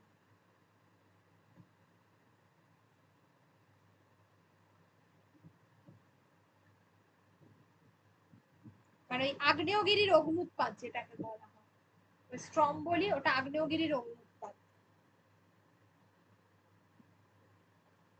আচ্ছা, এবার দেখো মার্সেলস ভূমধ্যসাগরের একটা সেরা বন্দর, এটা ফরাসিদের দ্বিতীয় বড় শহর। ইতিহাসের নাম রয়েছে ফরাসিদের যে বন্দে মাতরম, অর্থাৎ আমাদের যেটা জাতীয় ধ্বনি বলা যেতে পারে, জাতীয় যে জাতীয় গান, ঠিক আছে, সেটা হচ্ছে লা মার্সেলাইজড। তার এই নগরেই জন্ম। কোথায় সেটা জন্ম, মার্সেলসে। ভূমধ্যসাগরের সেরা বন্দর মার্সেলসে জন্ম, ঠিক আছে। কাব্যে এই অঞ্চলের আরেকটা নাম আছে, ফরাসি সহজিয়া কবিদের ট্রেবেডর, প্রিয় ভূমি, যেটা প্রভিন্স যেটাকে আমরা বলে থাকি, ঠিক আছে। মার্সেলস কাদের প্রিয় ভূমি, সেটা হলো ফরাসি সহজিয়া কবিদের। এই মার্সেলসের কোন গ্রামে লেখকরা একটা দুপুর কাটিয়েছেন, সেটা হচ্ছে ব্যান্ডল। দেখো এই যে ব্যান্ডল, ব্যান্ডল নামক একটি গ্রামে আমরা দুপুর কাটালুম, মানে লেখকরা একটা দুপুর কাটালো। এই গল্পটার প্রত্যেকটা প্রত্যেকটা লাইনে লাইনে প্রশ্ন হতে পারে। বন্দে মাতরম হচ্ছে লা মার্সেলাইজড, এই যে এটা ব্যান্ডল। মার্সেল শহরটাও পাহাড় কেটে তৈরি, ওর একটা রাস্তার সঙ্গে আরেকটা রাস্তা সমতল নয়, কোনো রাস্তায় ট্রামে করে যেতে যেতে আবার মানে কোথাও উঁচু কোথাও নিচু এইরকম। এবার মার্সেলস এর অনেক রাস্তার দুধারে গাছের সারি এবং তার ওপারে ফুটপাথ। মার্সেলস থেকে প্যারিসের রেলপথে রাত কাটলো, প্যারিস থেকে রেলপথে ক্যালে, মানে প্যারিস থেকে ক্যালে গেলেন, ক্যালে থেকে জলপথে ডোভার, ডোভার হয়ে রেলপথে লন্ডন। তাহলে লেখকরা কিভাবে গেছেন, মার্সেলস থেকে গেলেন প্যারিস, প্যারিসের রেলপথে রাত কাটলো, তারপর ওখান থেকে ক্যালে রেলপথে, আবার সেখান থেকে তারা গেলেন জলপথে ডোভার, ডোভার থেকে আবার রেলপথে গেলেন লন্ডন, এইভাবে লন্ডন গেলেন মার্সেলস থেকে। ঠিক আছে, এই হলো গল্পটা। এবার লন্ডনে যাওয়ারও গল্প আছে, সেটা পথে প্রবাসে, তাহলে এই পুরো প্রবন্ধটা পড়তে হবে। তোমাদের এইটুকু দিয়েছে, এর প্রত্যেকটা লাইন গুরুত্বপূর্ণ, প্রত্যেকটা লাইন থেকে প্রশ্ন আসবে, আমি দুটোরই নোট রেডি করে দেবো, পড়বে। এই মান্থে কিন্তু পরীক্ষা দিতে হবে, আবার আমি বলে দেবো মাস পড়ুক যে কি কি এটা হয়ে গেলে। আচ্ছা, আমাদের টেক্সট কি কি হয়েছে একবার একটু বলো। দুটো আজকেই লাইনগুলো বলে দিলাম, দুটো আজকেই কিন্তু পড়ে ফেলবে, আমি প্রশ্নগুলো দিয়ে দিচ্ছি কালকে, চেষ্টা করছি আমি, কালকে একটু থাকবো না, কালকে না দিতে পারলেও বৃহস্পতিবার দিন শিওর দিয়ে দেবো। আচ্ছা, আমাদের হয়ে গেছে পড়া, তালে ধীবর বৃত্তান্ত, ইলিয়াস, সাতবাই চম্পা, দাম, এই জীবন হয়ে গেছে। এই জীবন,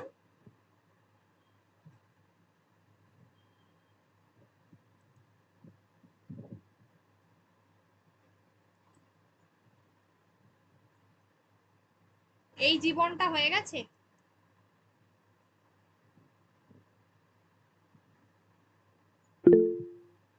আচ্ছা, এই জীবনটা করিয়ে দিতে হবে, তাহলে নব নব সৃষ্টি তো হয়ে গেছে। ওকে, নব নব সৃষ্টি। আচ্ছা, এক মিনিট দাঁড়াও, তাহলে ধীবর বৃত্তান্ত, ইলিয়াস, সাতভাই চম্পা, দাম, এই জীবনটা বাকি আছে, নব নব সৃষ্টি হয়ে গেছে, তাই তো? প্রশ্ন দিয়ে দিয়েছি, হ্যাঁ ম্যাম, নব নব সৃষ্টির হয়ে প্রশ্ন গেছে। দিয়ে দিয়েছি। আচ্ছা, নূতন জীবন,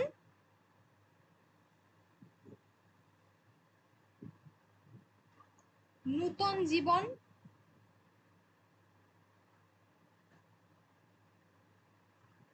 নূতন জীবনটা হয়ে গেছে মনে হয়, একটু দেখো। ঝোড়ো সাধু আর পথে প্রবাসে তো করিয়ে দিলাম, ঘর হয়ে গেছে, ঘর। হিমালয় দর্শন হয়ে গেছে না, হিমালয় দর্শন, বেগম রোকেয়ারটা। পালামৌও তো হয়ে গেছে, সঞ্জীব চন্দ্র চট্টোপাধ্যায়ের পালামৌ।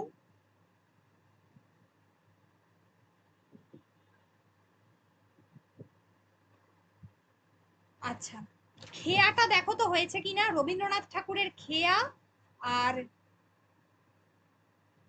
খেয়া আর নূতন জীবন, এইটা হয়েছে কিনা।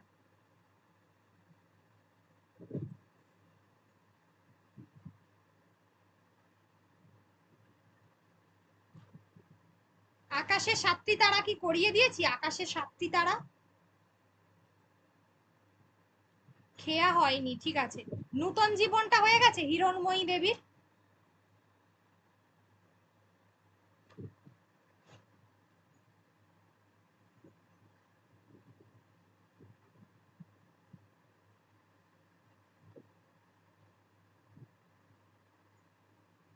আচ্ছা, নূতন জীবন তাহলে বাকি আছে, এই জীবনটা বাকি আছে। আকাশে সাতটি তারা বলছো হয়নি, ও খেয়া হয়েছে, আচ্ছা আচ্ছা, খেয়া হয়েছে।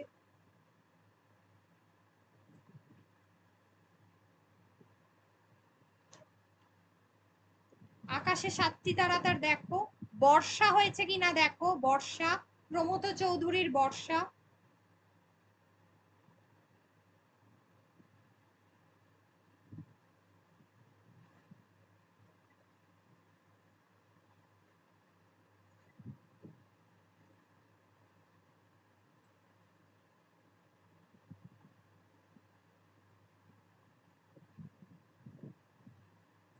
বর্ষা হয়নি, ঠিক আছে, ঠিক আছে, কালকে বর্ষা, নূতন জীবন, এই জীবন, আকাশে 7টি তারা হয়েছে কিনা দেখো একবার।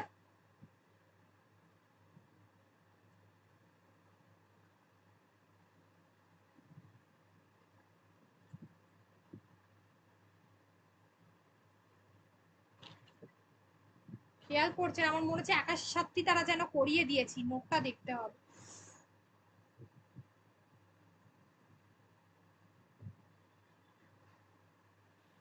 ম্যাম নূতন জীবনটা হয়ে গেছে। হয়ে গেছে, আচ্ছা। হ্যাঁ।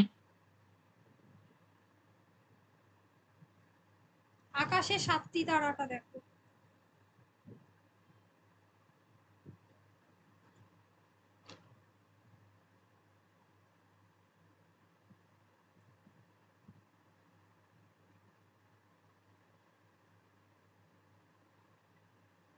যদি কারোর প্রশ্ন উত্তর এর মধ্যে না দিয়ে থাকি, আমি দেখে নেবো, তবু চেক করে, তবু তোমরা আমাকে বলবে যে কার কার প্রশ্ন উত্তর বাকি আছে। ছোট ছোট প্রশ্ন যেমন করে দিই তোমাদেরকে, সেগুলো আমাকে একটু বলবে, যেগুলোর বাকি আছে আমি দিয়ে দেবো। তার মধ্যে এই দুটো আগে করিয়ে দিই, ঝোড়ো সাধু আর পথের প্রবাসী।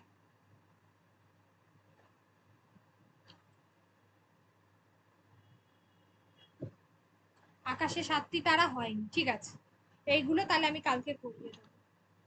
তাহলে আগামীকাল আকাশে 7টি তারা, বর্ষা, আকাশে 7টি তারা, বর্ষা, আর হলো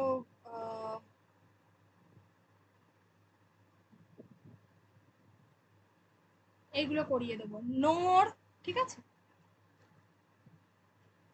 এই কটা করা।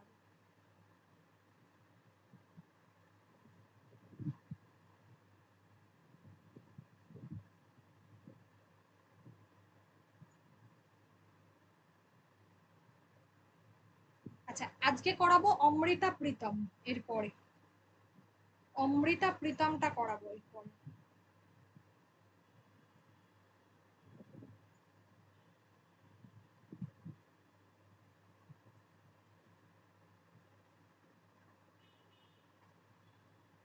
চল করাচ্ছি।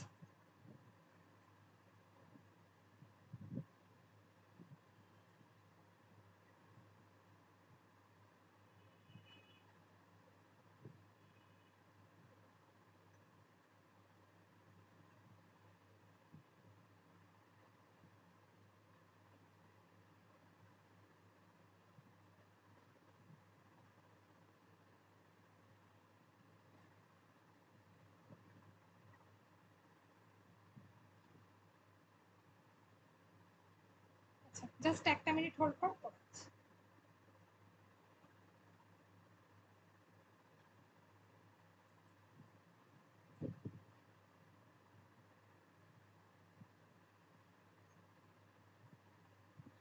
ম্যাম আকাশে 7টি তারাও হয়ে গেছে। হয়ে গেছে, তার মানে প্রশ্ন দিন। হ্যাঁ হ্যাঁ আমি তো বললাম। ম্যাম আপনি ওইটা মানে ওটা হয়েছে হচ্ছে 14 নম্বর ক্লাসে। হুম ওই পালামৌ, খেয়া, আকাশের 7টি তারা, হুম হুম। কিছু প্রশ্ন দিয়েছিলেন ওই নোটের সঙ্গে, আলাদা করে কোনো প্রশ্ন দেননি। আলাদা করে প্রশ্নগুলো দিতে হবে। হ্যাঁ, আমি এতক্ষণ খুঁজে পাচ্ছিলাম না যে খেয়াটা কোন ডেটে হয়েছে। ঠিক আছে।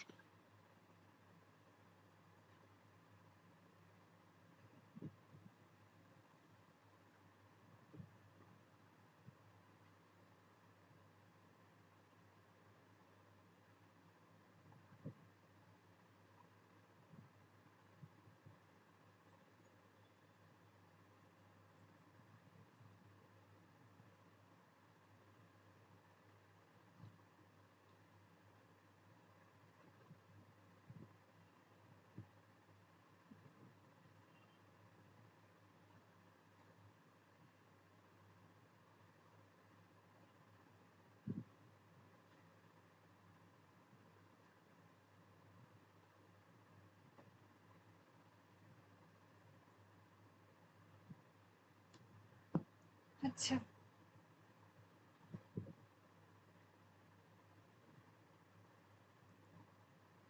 আচ্ছা আচ্ছা, ঠিক আছে ঠিক আছে, যেগুলো হয়নি আমি একবার করে চেক চেক করে দেখে নিই, তারপর আমি বলে দিচ্ছি, মানে তোমাদেরকে যেগুলো প্রশ্ন উত্তরটা দেওয়ার সেগুলো দিয়ে দিচ্ছি। যেটুকু দিয়েছি তারপর ডিটেল যেটা দিয়ে দেবো। এবার চলো অমৃতা প্রীতমের কথা। আচ্ছা, অমৃতা প্রীতম হচ্ছে তোমাদের যে যে অংশটা আন্তর্জাতিক সাহিত্য পড়তে হয়, তোমাদের যে অংশটা ভারতীয় সাহিত্য আর আন্তর্জাতিক সাহিত্য পড়ালাম, আগের দিনকে শেক্সপিয়ার পড়াচ্ছিলাম, তো ওটা তো ছিল আন্তর্জাতিক সাহিত্য থেকে, তা অমৃতা প্রীতম হচ্ছে ভারতীয় সাহিত্য থেকে, ঠিক আছে। আচ্ছা, এই জায়গায় এটা খুব গুরুত্বপূর্ণ, কারণ এখানে এত লেখকগুলো রয়েছে এবং তাদের নাম এবং তাদের বিশেষ করে ইংরাজি সাহিত্যটা তো খুবই গুরুত্বপূর্ণ। ইংরাজিতে তার কাব্যগুলোর নাম ওগুলোকে হয় বাংলাতে তোমাকে মানে পড়তে হবে, মানে লিখে লিখে, যেমন আমরা মানে বানান করে লিখি। আদারওয়াইজ ইংরাজি যদি লেখো কোনো অসুবিধা নেই, পাশে সালটা কিন্তু সালগুলো খুব গুরুত্বপূর্ণ, তাই ওগুলো তোমাদেরকে ঠিকঠাক ভাবে দিতে হবে।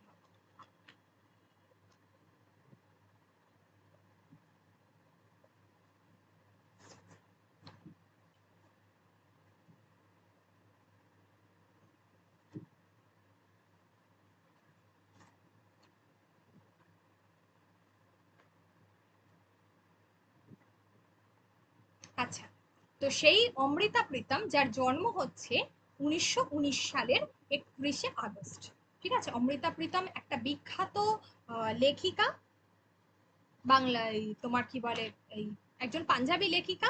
আচ্ছা, তো এই অমৃতা প্রীতমের জীবনে তিনি হিন্দিতেও অনেক কবিতা লিখেছেন, এটা আমরা জানি। তো মূলত তিনি পাঞ্জাবি লেখিকা, ঠিক আছে। মূলত তিনি ছিলেন, এই অমৃতা প্রীতম ছিলেন পাঞ্জাবি লেখিকা, যিনি 1919 31শে আগস্ট তিনি জন্মগ্রহণ করেন, যেটা হচ্ছে গুজরানওয়ালা, ব্রিটিশ ইন্ডিয়া, বর্তমানে যেটা পাকিস্তানের পাঞ্জাবে, অর্থাৎ কি মূলত পশ্চিম পাঞ্জাব, যে পাঞ্জাবের যে অংশটা মূলত বর্তমানে তোমার কি বলে পাকিস্তানের মধ্যে পড়ছে।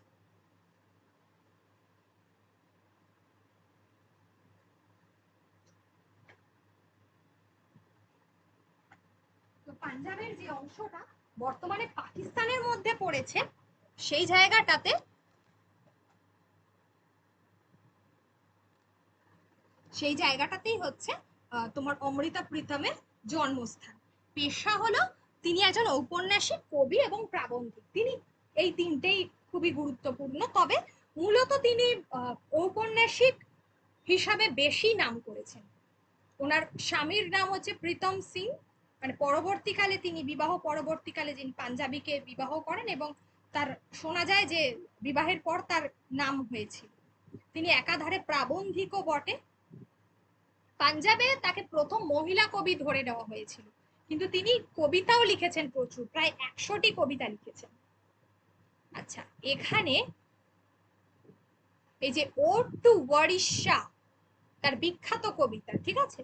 আর যে উপন্যাসটির জন্য তিনি সব থেকে, তার বিখ্যাত উপন্যাস পিঞ্জর, যার উপরে সিনেমা হয়েছিল, মহিলাদের উপর নির্মম অত্যাচার এইগুলোর ওপরে, এই উপন্যাসটি যেটা 2003 খ্রিস্টাব্দে মহিলাদের চলচ্চিত্র হিসেবে প্রকাশিত হয়। 1956 খ্রিস্টাব্দে তিনি সাহিত্য একাডেমি পুরস্কার পান ওনার বিখ্যাত কবিতা সুনিহাদের জন্য। দেখো, এই লাইনটা খুব গুরুত্বপূর্ণ। তাহলে তিনি কত সালে সাহিত্য একাডেমি পুরস্কার পেয়েছিলেন, কি কারণে পেয়েছিলেন, কোন লেখাটার জন্য, সেটা হলো সুনিহাদে।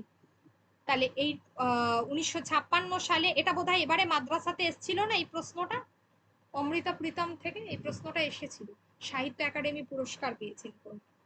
আচ্ছা, হ্যাঁ ম্যাম এসেছিল। তার কাগজতে ক্যানভাস এর জন্য জ্ঞানপীঠ পুরস্কার পান। জ্ঞানপীঠ পুরস্কার পেয়েছিলেন কোন লেখাটার জন্য, সেটা হলো কাগজতে ক্যানভাস।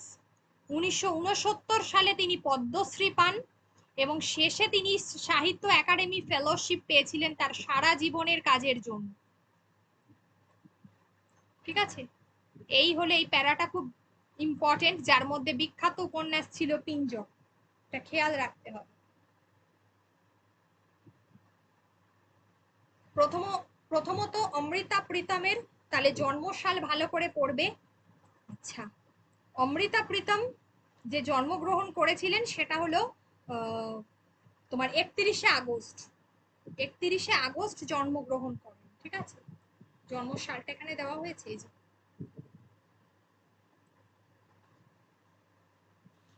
ম্যাম ভিডিও শেয়ারিং হচ্ছে না মনে হয়। দেখা যাচ্ছে না? ও না হো হো, আচ্ছা ঠিক আছে, এক মিনিট।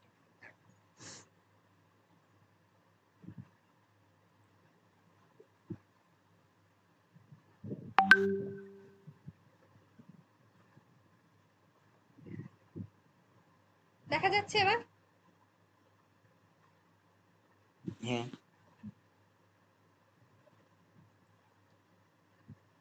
আচ্ছা, তাহলে প্রথমত অমৃতা প্রীতমের যেটা ভালো করে পড়বে সেটা হলো জন্ম সালটা, কোথায় জন্মগ্রহণ করছে, এখন সেটা কোথায় পড়ছে জায়গাটা।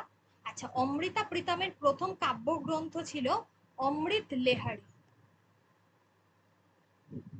অমৃত লেহরে, এটা ছিল প্রথম কাব্যগ্রন্থ।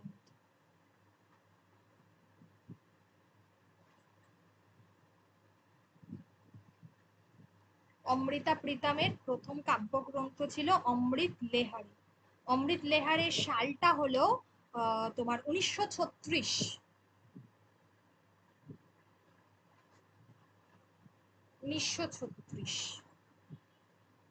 অমৃতা প্রীতমের আসল নাম হচ্ছে অমৃতা কৌর। অমৃতা কৌর। অনেক সময় প্রশ্নটা আসে, ওনার আসল নাম কি, সেটা হচ্ছে কৌর।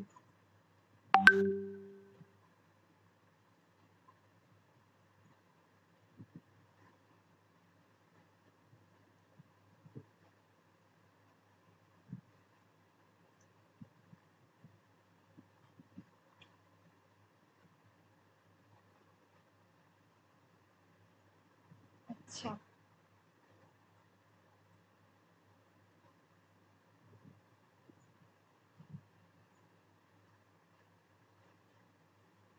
আচ্ছা, তিনি ছিলেন পাঞ্জাবি লেখিকা, এটা বলেই দিয়েছি।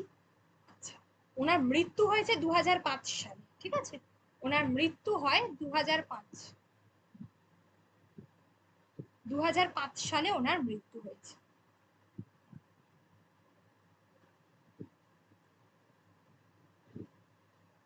তিনি উভয় দিকের মানুষের কাছেই খুব প্রিয় ছিলেন। উভয় দিকের মানুষের কাছেই তিনি খুব প্রিয় ছিলেন।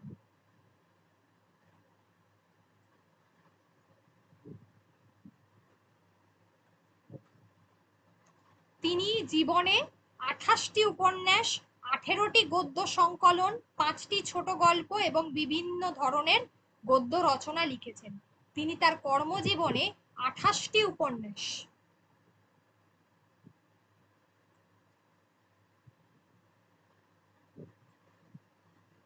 আচ্ছা, তারপরে হলো 18টি গদ্য সংকলন,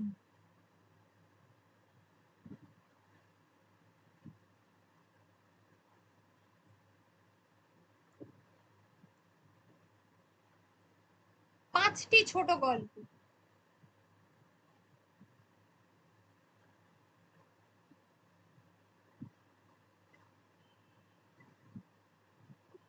16টি বিবিধ গদ্য,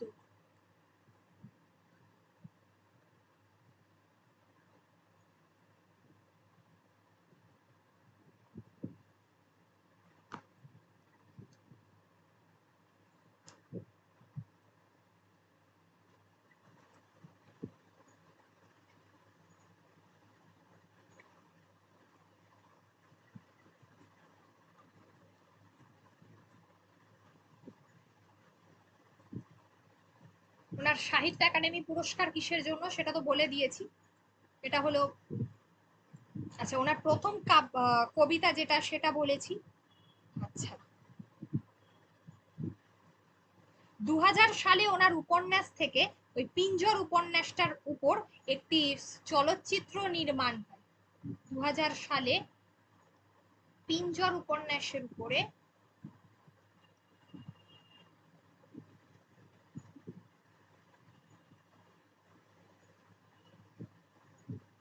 চলচ্চিত্র নির্মিত হয়, নির্মাণ নির্মাণ হয়।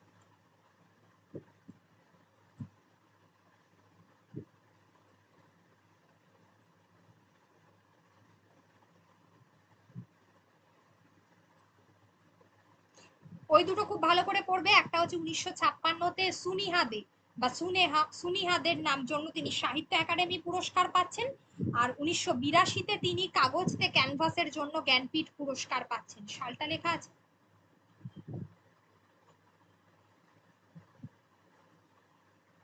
আচ্ছা, 1956-তে আছে সুনিহাদের জন্য তিনি আচ্ছা, কাগজতে ক্যানভাসের জন্য জ্ঞানপীঠ পুরস্কার পাচ্ছেন। সালটা লিখে নাও, সালটা হচ্ছে 1982। 1982-তে তিনি জ্ঞানপীঠ পুরস্কার পাচ্ছেন। 1969-এ পদ্মশ্রী পাচ্ছেন, 2004 সালে পদ্মবিভূষণ এবং সাহিত্য একাডেমি।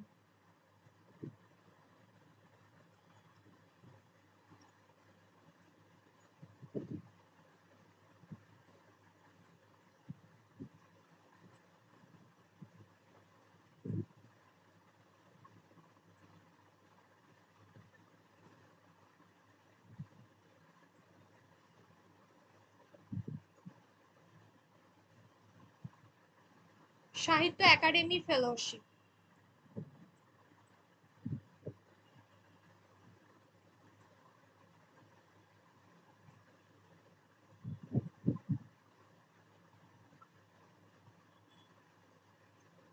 ওনার বিখ্যাত সমস্ত উপন্যাসের মধ্যে পিঞ্জর ছাড়াও হচ্ছে ডক্টর দেব, ডক্টর দেব, আর হলো ধরতি, তারপরে হচ্ছে কোরে কাগজ ইত্যাদি।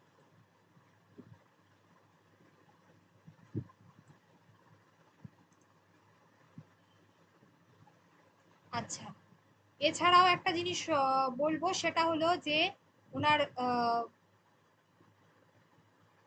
তিনি দুটো বিষাদধর্মী কবিতা লিখেছিলেন।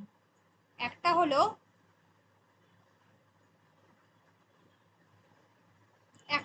আজ্জা আখা, একটা হলো আজ্জা আখা নাম্বার 1, আর নাম্বার 2 হচ্ছে ওয়ারিশ শাহ নূ। ওয়ারিশ শাহ নূ এই নামে ওনার দুটো বিষাদধর্মী কবিতা রয়েছে। বিষাদধর্মী।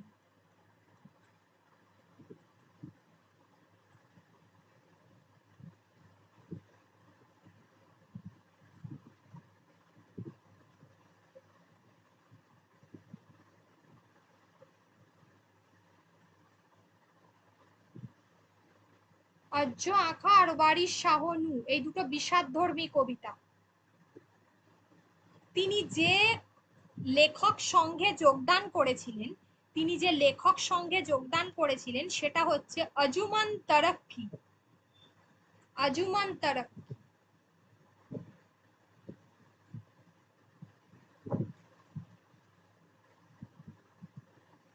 এই লেখক সংঘে তিনি যোগদান করেন।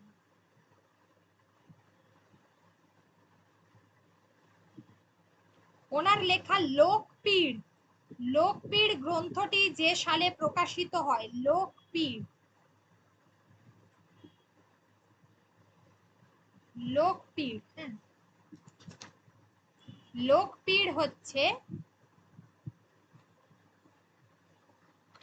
1944, লোকপীড় হলো 1944। আর পিঞ্জরের সালটা লিখে রাখবে, পিঞ্জর হচ্ছে 1940। পিঞ্জর হচ্ছে 1940, এটা দরকার, পিঞ্জর একটা।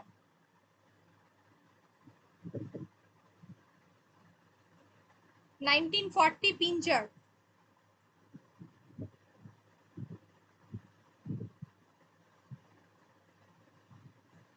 বাদ বাকিগুলো সবগুলোই বলে দিয়েছি।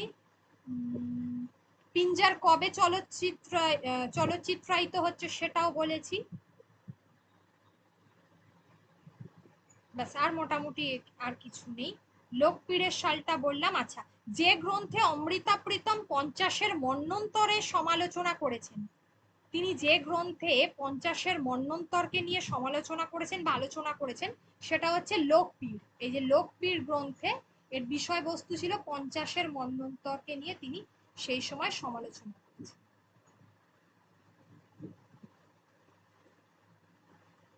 ঠিক আছে?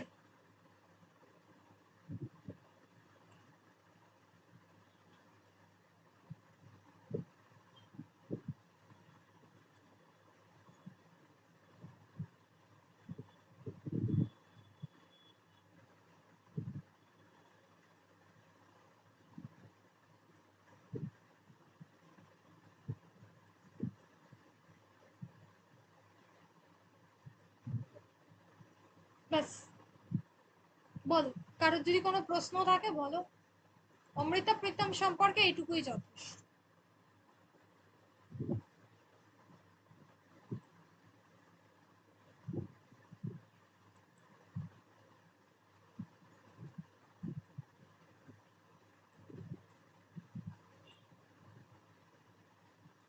একটা করে ভারতীয় সাহিত্য পড়বো, একটা করে আন্তর্জাতিক সাহিত্য পড়বো, তাহলে ভালো লাগবে, আদারওয়াইজ বোরিং লাগবে।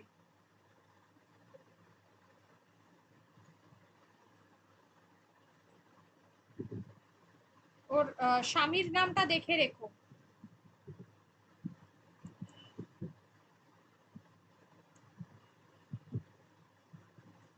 প্রীতম সিং। হ্যাঁ,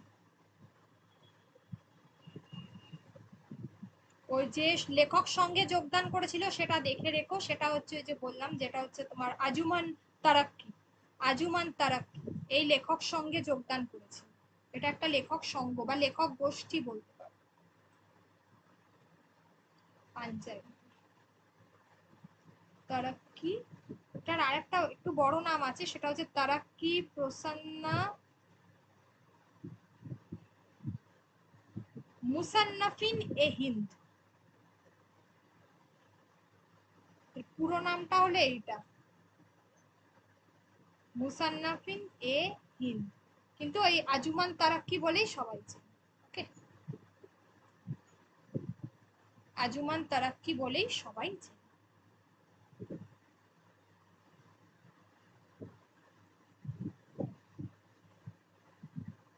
দেখো, কারোর যদি কোনো প্রশ্ন থাকে বলতে পারো, আছে?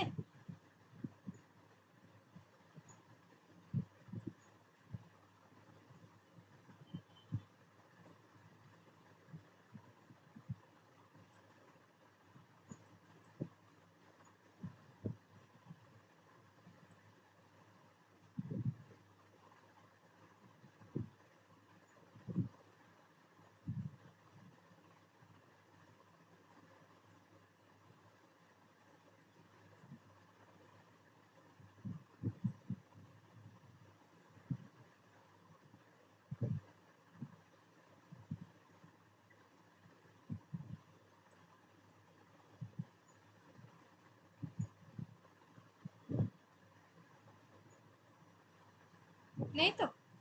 ওকে, তাহলে কালকে আমরা টেক্সটের বাদ বাকি অংশ যা যা আছে সেগুলো,